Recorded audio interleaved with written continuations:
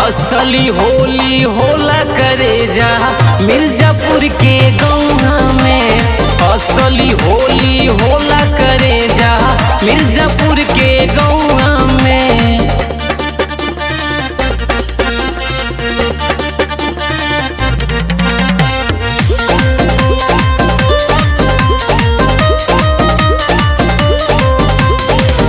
ना बबिसवा से गोरी आके तू देखला, गरम बतावा होली के रोटी अपन सेकला। ना बबिसवा से गोरी आके तू देखला, गरम बतावा रोटी अपन सेकला। जहिला माटी गोबर फेंकेले गाना बजावे डीजवा में।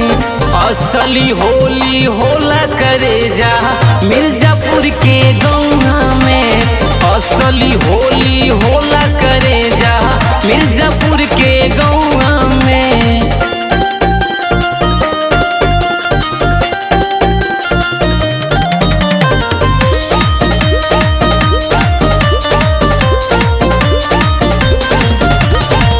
भर पेटी बियर लियावे रिकेश अमर करन।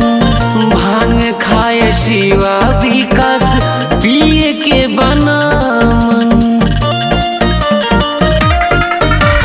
भर पेटी बियर लियावे रिकेश अमर करन। भांग खाए शिवा विकास पिए के बनामन। प्रेम ने गाना गावेले हरदम अपने भौवा में। असली होली होला करे जा मिर्जापुर के गौवा में। असली होली हो